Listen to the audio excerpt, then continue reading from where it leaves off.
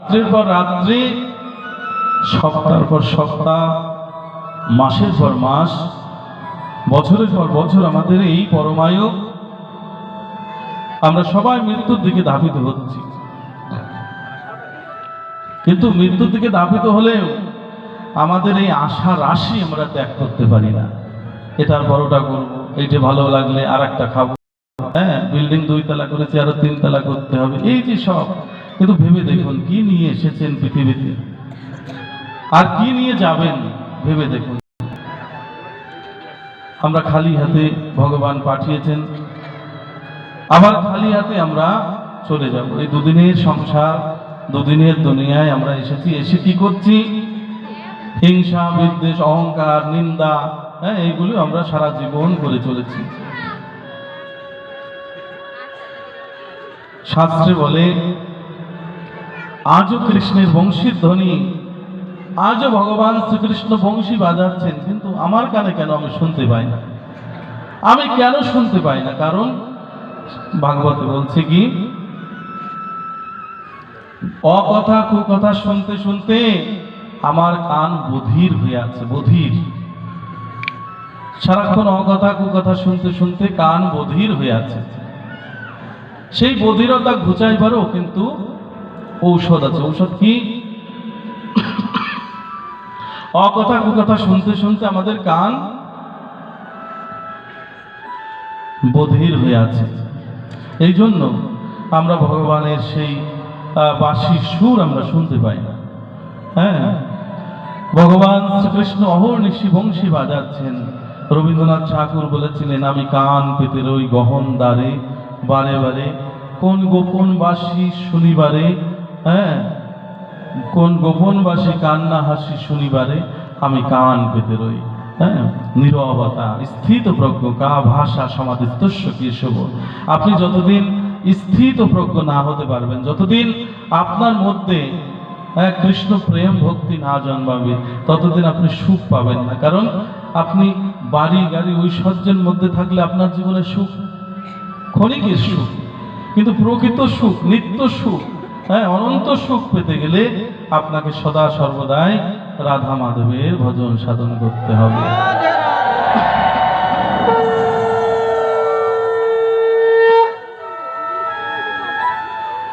তো ভগবান এখন রাধা মাধবের সেবা করব কি করে? সৎগুরুর আশ্রিত হতে হবে, গুরু প্রদত্ত মন্ত্র জপ ধ্যান করতে হবে। স্থিত, অনেকে বলে হে গোবিন্দ আমাকে সুখ দাও, শান্তি দাও। যার ঘরে সুখ নাই তার বাইরেও সুখ নাই। ঘর বলতে কাকে বলে? এই বিল্ডিং কি ঘর? না, এই ঘর, এই দেহ ঘরের মধ্যে যার সুখ নাই, তার বাইরে যেখানে যাবেন সেখানেই দুঃখ। কারণ আপনি যদি রঙিন চশমা পরেন, যেদিকে যাবেন সূর্য আপনার রঙিন দেখবেন, ঠিক কিনা বলুন? আপনি যদি লাল চশমা পরিধান করেন, দেখবেন আপনি জগতের সবাইকে লালই দেখবেন। তদ্রূপ ভাবে আপনার ভজন সাধন যদি সঠিক হয়, হ্যাঁ আপনি যদি ভগবত প্রেম ভক্তি আপনার জীবনে লাভ হয়, হ্যাঁ তাহলে আপনি যেখানে যাবেন সেখানে আপনার সুখ। আর না হলে কৃষ্ণ প্রীতি যদি আপনার না থাকে, হ্যাঁ আপনি পৃথিবীর যে প্রান্তেই যান না কেন সেখানে সুখ নেই। তাহলে মহাপুরুষদের বাণী কি? যার ঘরে সুখ নাই তার বাইরেও সুখ নাই। তখন এই ঘরে কে বাস করেন? আমরা যে তিলক পরি দেখেন না, আমরা ভগবানকে বলি হে গোবিন্দ আমাকে কৃপা করো। গোবিন্দ আমাদের দেহে কোথায় বাস করে জানেন? বলেন তো কোথায় বাস করে? গোবিন্দ আমাদের এই দেহে কোথায় বাস করেন? কণ্ঠে। তিলক পরার সময় বলি না কণ্ঠে গোবিন্দায় নমঃ, ললাটে কেশবায় নমঃ বলি না? বলি কিনা বলুন? কেশব কার নাম? কেশব কি আপনার নাম নাকি আমার নাম? কেশব কৃষ্ণের আর এক নাম হচ্ছে কেশব। একমাত্র হরি কথাই আপনার জীবনে সুখ আসবে, তাছাড়া অন্য কোনো কথাতে আপনার জীবনে সুখ আসবে না, কখনো আসবে না। দেখুন এই ললাটে হচ্ছে কেশী নামক দৈত্যকে যিনি নাশ করেছিলেন তিনি হচ্ছে কেশব। আপনার দেহে কেশব কোথায় আছেন? ললাটে। কণ্ঠে গোবিন্দায় নমঃ। বক্ষে আপনার দেহে ভগবান কিভাবে আছেন? মাধব রূপে। নাভিতে নারায়ণায় নমঃ। তাহলে আপনার দেহের মধ্যেই এত কিছু। আপনি বাহিরে বিথায় যত খুঁজি তাই পাই না তোমারে আমি। একটা গান আছে রবীন্দ্রনাথের, আমার হিয়ার মাঝে লুকিয়েছিলে, দেখতে তোমায় পাইনি, বাহির পানে চোখ মেলেছি, হৃদয় পানে চাইনি। হ্যাঁ, হৃদয়ের দেবতা রয়েছে প্রাণে, মন যেন তাহা নিয়ত জানে। যখন আপনার এই ধ্যান আসবে, এই জ্ঞান আসবে যে আমার প্রভু তো আমার হৃদয়ে আছেন। আরো মহামনীষীদের বাণী, কোথায় খুঁজে ফিরিস্তারে কাশী বৃন্দাবনে, প্রেমের ঠাকুর লুকিয়ে হাসে বসে তোমার মনে। হ্যাঁ, তাহলে আমরা শান্তির জন্য এই ভাগবত সঙ্গ করি, শান্তির জন্য নামযজ্ঞ করি। কোথায় গেলে একটু সুখ পাবো, কার কাছে গেলে আমার একটু আত্মতৃপ্তি লাভ হবে, এই জন্য তো আমরা সবাই ছুটাছুটি করছি, তাই না? কিন্তু দেখুন, আপনি স্থিত প্রজ্ঞ কা ভাষা সমাধিস্থস্য কেশব, ভগবান শ্রীকৃষ্ণ অর্জুনকে বললেন, হে অর্জুন, তুমি স্থির হও, শান্ত হও, তবেই তুমি শান্তি পাবে। এখন স্থির হব কি করে? গীতার মধ্যে ভগবান শ্রীকৃষ্ণ বললেন, অভ্যাস যোগ করো। এই অস্থির মনকে কৃষ্ণ পদে দেওয়াটা খুবই কঠিন।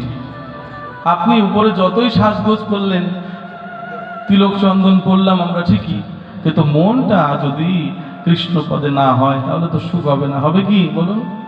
তা মনকে গোবিন্দের চরণে নিতে গেলে এই পাপী দেহের মধ্যেই তো মন থাকে নাকি? তাহলে এই দেহকে নিত্য নিত্য সাধুগুরু বৈষ্ণবের চরণ ধুলি নিতে নিতে আপনার এই দেহ শুদ্ধি হয়ে যাবে। আর নিত্য নিত্য কৃষ্ণ কথা শ্রবণ করতে করতে আপনার আত্মস্নান হয়ে যাবে।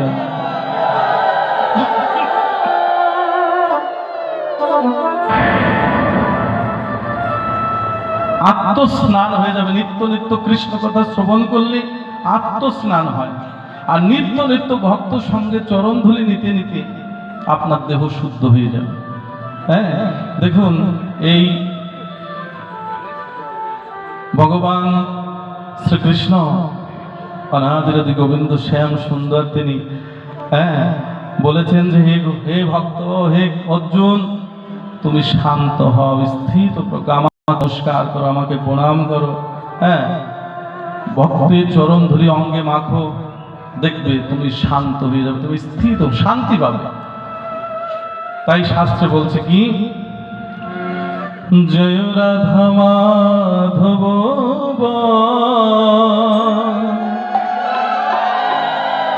ওরে মন আমার, জয় রাধা মাধব। দেখুন মায়েরা, ভগবানের কাছ থেকে এমন আশীর্বাদ আপনারা পেয়েছেন, উলুধ্বনি পেয়েছেন আপনারা, ভগবান আপনাদের উলুধ্বনি দান করেছেন। আর বাবারা পেয়েছেন হরিধ্বনি। তাহলে এই দুটো যদি একত্রিত হয় তাহলে এখানে এই বাড়ি, এই অঙ্গন মধুময় বৃন্দাবনে পরিণত হয়ে যাবে। তাই শাস্ত্র বলছে কি করিতে ভবেলে রাধা কৃষ্ণ না ভজিলে, কি করিতে ভবেলে রাধা কৃষ্ণ না ভজিলে,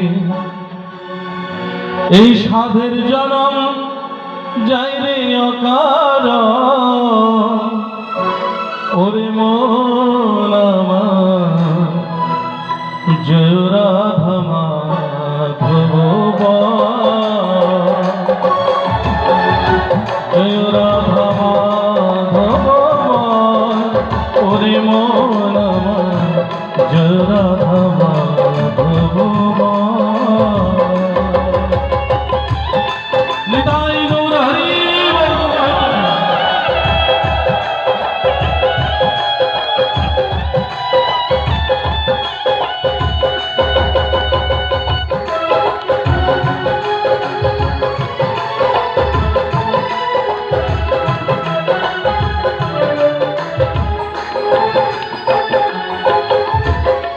সংসার আনন্দময় পৌঁছেরে যেতে হয়, সংসার আনন্দময় পৌঁছেরে যেতে হয়, পরকালের সাথে কেউ না হয় ওরে মন আমার জয় রাধা মাধব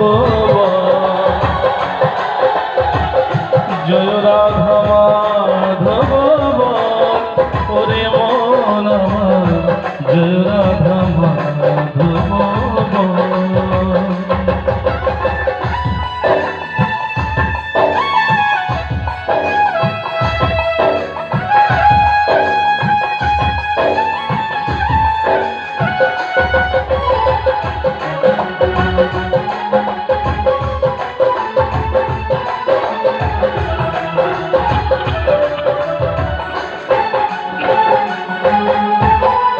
সংসার আনন্দময় তবু ছেড়ে যেতে হয়, সংসার আনন্দময় তবু ছেড়ে যেতে হয়, পরকালের সাথী কেউ না হয় ওরে মন আমার জয় রাধা মাধব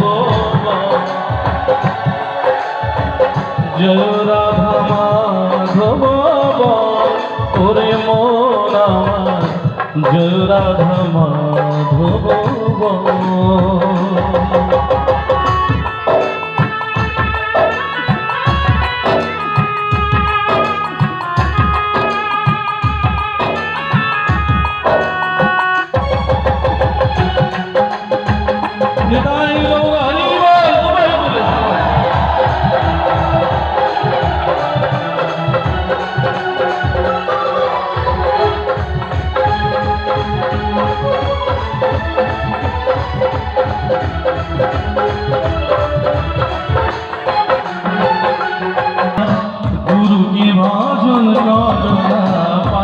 যদি হয় বাসনা গুরু কি ভজন করনা, রাধা কৃষ্ণের দেহ বিরাজমান ওরে মন আমার জয় রাধা মাধব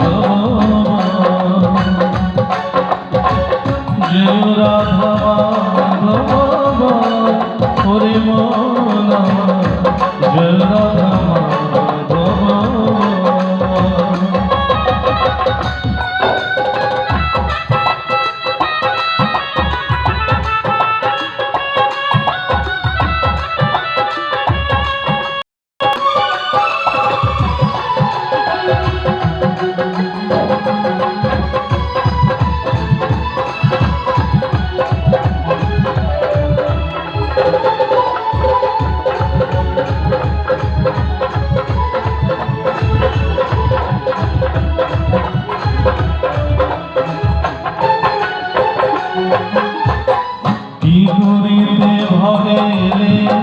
রাধা কৃষ্ণ না ভজিলে কি করিতে ভাবিলে, রাধা কৃষ্ণ না ভজিলে সাধের জনম যাইবে অকারণ ওরে মন আমার জয় রাধা মাধব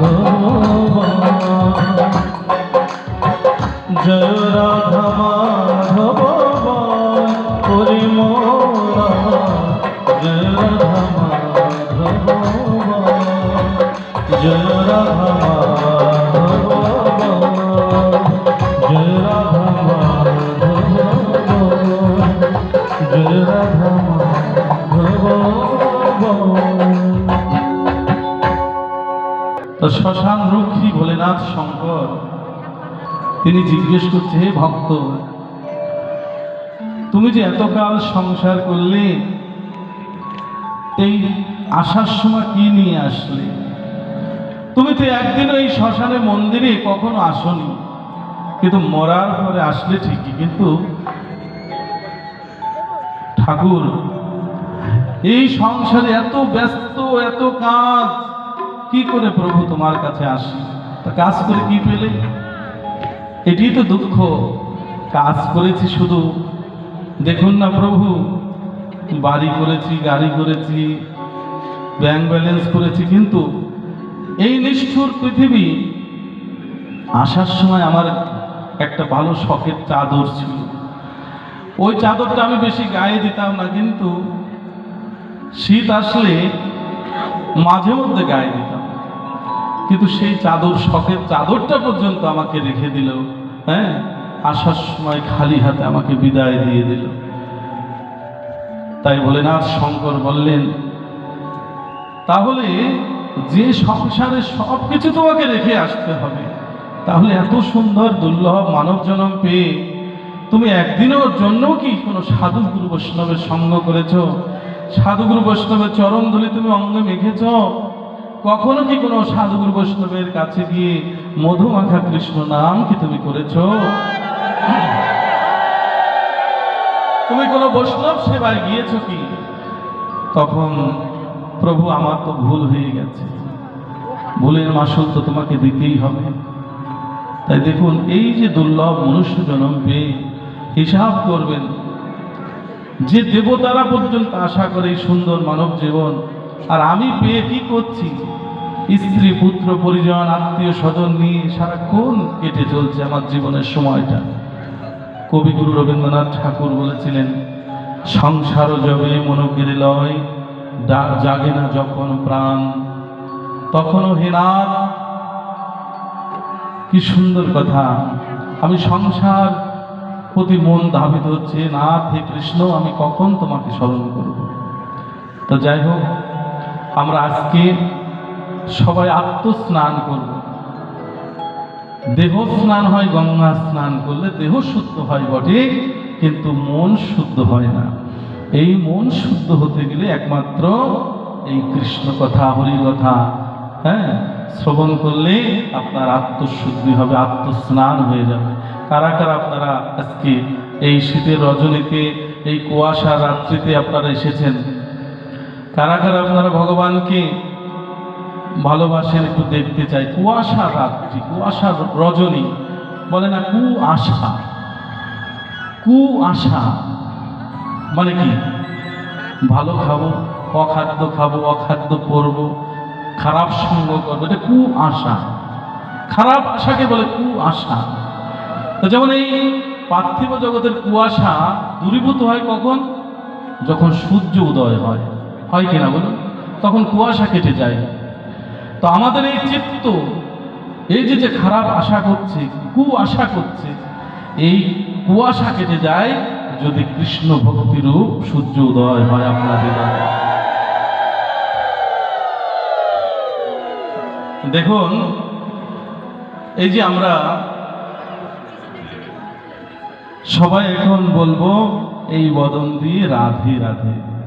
দেখুন, আমি ঢাকা, বিভিন্ন জায়গাতে বলি হাজার হাজার ভক্তদের মধ্যে যে মুখ শুদ্ধ হয় কি করলে, তো সবাই বলেছিল পান খেলে নাকি মুখ শুদ্ধ হয়। কিন্তু প্রকৃত পান খেলে মুখ শুদ্ধ হয় কখনো বলুন? হয় বলুন? এই মুখ দিয়ে আমরা অকথা, কুকথা, কত কিছু মিথ্যা কথা বলি, কিন্তু এই মুখ শুদ্ধ হয় একমাত্র কৃষ্ণ নাম করলে। তাহলে আপনারা সবাই বদলে বলবেন রাধে রাধে। এই চাদরের মধ্যে হাত যারা রাখবেন তারা গোবিন্দকে 2 আনা ভালোবাসেন, আর যারা গোবিন্দকে 16 আনা ভালোবাসেন না, মহাপ্রভু গৌর সুন্দর এরকম দুবাহু তুলেছেন। আর ভগবান আমার গৌর সুন্দর কিভাবে হরিনাম করেছিলেন বলুন তো? দুবাহু তুলে হচ্ছে এইরকম হাত তুলবেন, আর যারা 8 আনা তারা একটু নিচু করবেন, যারা 4 আনা আরেকটু নিচে, আর 2 আনা চাদরের মধ্যে রাখবেন। আমি দেখবো আজকে আপনাদের এলাকাতে, হ্যাঁ, যে দিলীপ বাবুজি, ওনার গভীর ভালোবাসার টানে আমাকে আসতে হলো, এসে আপনাদের চরণ ধরে নেওয়ার সৌভাগ্য হলো। দেখবো আপনাদের এলাকার ভক্তদের ভক্তি 16 আনা নাকি 2 আনা না 8 আনা দেখবো। রাধা কেন বলবো জানেন? শ্রীমতী রাধা রানীর একটা সুখ পাখি ছিল। সুখ পাখি ছিলেন তো, ছোট্ট ছোট সুখ পাখি। তো সেই সুখ পাখিকে শ্রীমতী রাধারানী অহর্নিশি বলতো, ও সুখ, কৃষ্ণ কৃষ্ণ কৃষ্ণ বলো, কৃষ্ণ বলো। তখন ওই শ্রীমতী রাধারানীর আশীর্বাদে অল্প কিছুদিনের মধ্যে ওই সুখ পাখি কৃষ্ণ নাম শিখে গিয়েছিল। যখন কৃষ্ণ নাম শিখে গিয়েছিল তখন বলল, যাও আমার প্রাণবল্লভের বাড়িতে গিয়ে কৃষ্ণের চারদিকে প্রদক্ষিণ করো আর বলো মুখে কৃষ্ণ কৃষ্ণ কৃষ্ণ। তো দেখুন, সুখ পাখি গিয়ে ভগবান শ্রীকৃষ্ণের চারিদিকে উঠছে আর বলছে কৃষ্ণ কৃষ্ণ কৃষ্ণ। তখন ভগবান শ্রীকৃষ্ণ সুখ পাখিকে আদর ভালোবাসা দিয়ে ডেকে নিয়ে কাছে আদর ভালোবাসা দিয়ে বলছে, ও সুখ, তুমি যে কৃষ্ণ কৃষ্ণ বলছো আমি কিন্তু আনন্দ পাচ্ছি না, তুমি যে কৃষ্ণ কৃষ্ণ বলছো আমি কিন্তু সুখ পাচ্ছি না, আমাকে যদি সুখ দিতে চাও এই বদনে বলো রাধে রাধে। তাহলে আমাদের দেবার মতো ভগবানের কিছুই নেই, কিন্তু ভগবানকে দেব আমাদের কিছু আছে বলুন? এই যে তুলসী পত্র ভগবানকে আমরা যে দিচ্ছি, নিবেদন করছি, এটাকে আমি সৃষ্টি করেছি বলুন? পুষ্প, এটাকে আমি সৃষ্টি করেছি। একটা ফল, পুষ্পত্রং পুষ্পং ফলং তয়ং জমি ভক্ত প্রযস্যতি। একটা ফুল আপনি গোবিন্দের চরণে দিচ্ছেন, ওটাকে আপনি সৃষ্টি করেছেন বলুন? একটা ফল কি আপনি সৃষ্টি করেছেন? তাহলে আমি দেব কি ভগবানকে?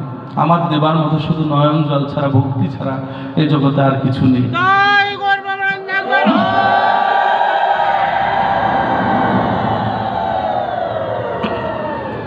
তাহলে আমাদের যে ভগবান, তিনি হৃদয় মাঝে আছেন, তিনি সুখ পান কি বললে বলুন তো? এই বদনে যদি আমরা রাধা নাম করি, ভগবান শ্রীকৃষ্ণ তিনি সুখী হন। এখন শ্রীকৃষ্ণ ভগবান কোথায় থাকেন? বাসুদেব সর্বমিতি সমহাত্মা সুদুর্লভ। গীতার কথা 9ম অধ্যায়ে দেখেন, বহু জন্ম নামান্তে জ্ঞানমান মন প্রপদ্যতে বাসুদেব সর্বমিতি সমহাত্মা সুদুর্লভ। মানে সর্বং খলিদং ব্রহ্ম, সবার হৃদয় মাঝে কৃষ্ণ বাস করেন, জীব দেহে নিত্যানন্দে বাস। তিনি আছেন বলে আমি কথা বলতে পারছি, তিনি আপনার দেহে আছে বলে আপনি গান করতে পারছেন, সুর ছন্দ পৃথিবী সব কিছু আপনার আছে। তিনি যেদিন চলে যাবেন এই রথ ছেড়ে, দেহ পিঞ্জর ছেড়ে, তখন কিন্তু আপনার এই হাতে আর কাজ করবে না, বদনে আর হরি বলবে না, চোখে আর দেখবে না। তাহলে তিনি আপনার হৃদয়ে মাঝে আছেন। তাহলে ওনাকে সুখ দিতে গেলে আমাদের কি বলতে হবে বলুন তো? আপনারা যারা ভগবানকে প্রকৃত সুখ দিতে চান, কি বলবেন আপনারা? জোর দিয়ে বলুন তো, আরো জোরে বলতে হবে, যাতে করে বৃন্দাবনে, এই বৃন্দাবনে ব্রজধামে দেখুন, বৃন্দাবনে তরুণ তারাও বলে কৃষ্ণ কথা, মানব হয়ে ঘুমিয়ে অচেতন, নাকি? বৃন্দাবনে যেখানে একবারে যদি গিয়ে থাকেন দেখবেন ভ্যান গাড়িতে বলে বেল নেই, বলে রাধে রাধে, তাহলে সরে পড়ে।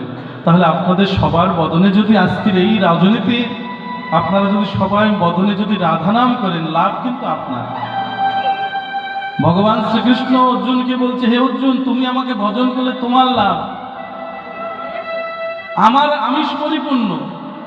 আমরা যে ভাগবত কথা শ্রবণ করে 10টা টাকা আমরা দিই, তাও 10 টাকা টেপ মারা টাকা পয়সা আমরা দিই, যে আমরা চালাতে পারছি না, ভগবান ওই গোবিন্দ চালাক গিয়ে। এটা করেন না আপনারা? আপনারা করেন না, কিন্তু অন্যান্য জায়গায় দেখি করে। তো দেখুন, এই ভগবানকে আমরা দিচ্ছি, কিন্তু ছিঁড়া টাকা পয়সা দিচ্ছি, কিন্তু ভগবানের কি অভাব আছে বলুন? যে স্বয়ং মা লক্ষ্মী তার চরণ সেবা করছে, পদ সেবা করছে, তাহলে ওনার কি অভাব আছে বলুন?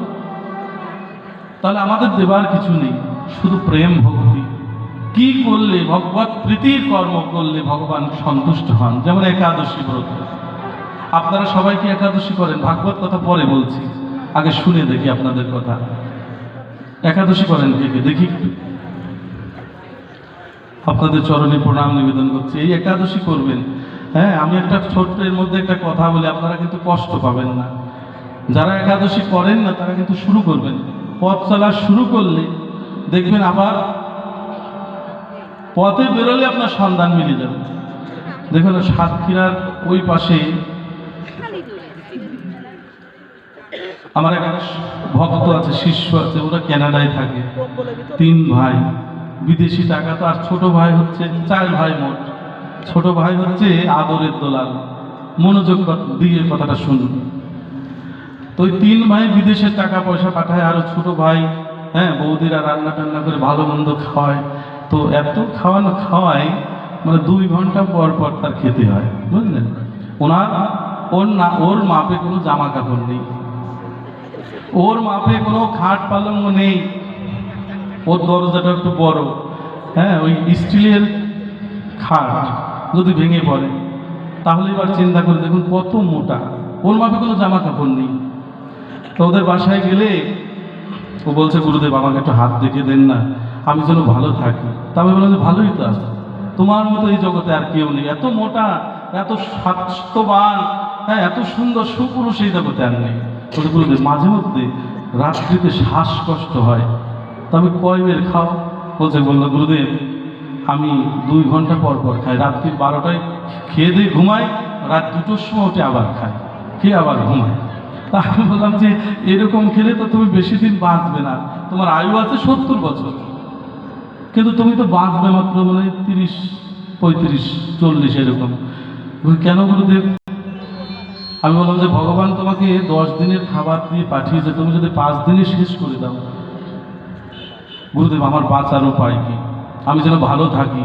আমি বললাম তুমি একাদশী ব্রত পালন করো, একাদশী করো।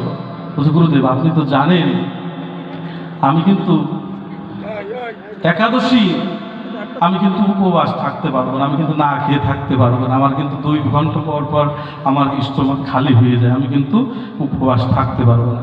খেয়ে কোনো একাদশীর বিধান আছে নাকি তাই বলেন? আমি বললাম যে খেয়ে তো আর একাদশী হয় না।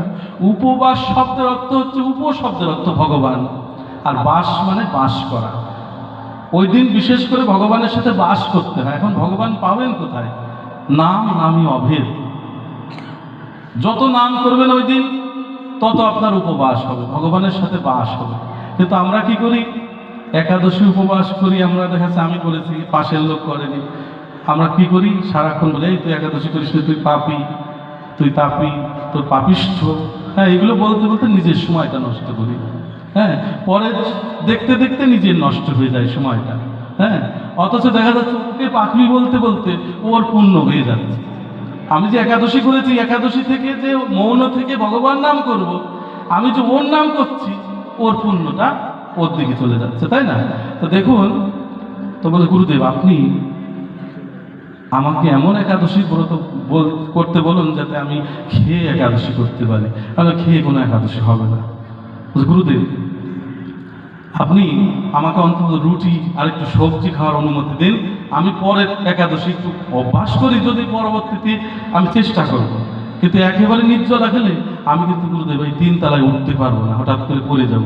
তো আমি বললাম ঠিক আছে, তুমি আপাতত শুরু যেহেতু অন্ন সেবা করাচ্ছে, রুটি সেবা করে শুরু করো, পথ চলা শুরু করতে হবে।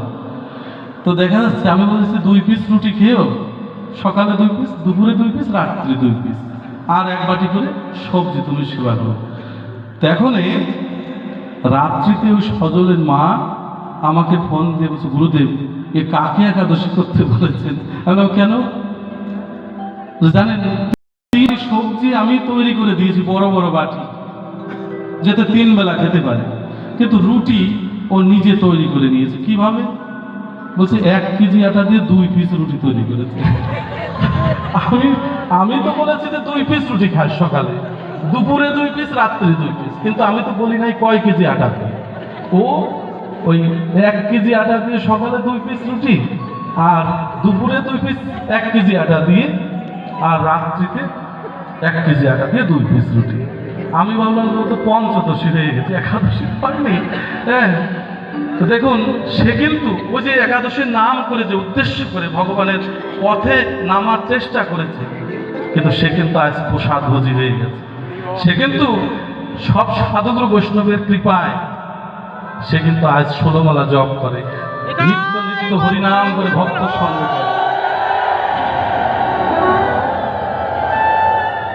সেই জন্য পথ চলা শুরু করবেন, যারা তুলসী দেবীকে জল দান করেন না তারা শুরু করবেন, কালকে থেকে শুরু করবেন। স্নান করে একটু জল আপনি দিলেন, তুলসী তুলসী বৃন্দাবন তুমি তুলসী নারায়ণ, তোমার শ্রী ঢালি জল অন্তিম কালে দিও স্থান। এটা বললেও হয়, না হলে তুলসী দেব বললেও হবে। দেখুন এই পথ চলা শুরু করলে দেখবেন ভগবানের কৃপা লাভ হয়ে যাবে আপনার। পথে আসতে হবে আগে, এজন্য এমন কারুর সঙ্গ করবেন যেন গোবিন্দকে যেন না ভুলি, এমন কারুর দিকে তাকাবেন যেন গোবিন্দকে আমি না ভুলি। এই জন্য শাস্ত্রে বলছে কি, যা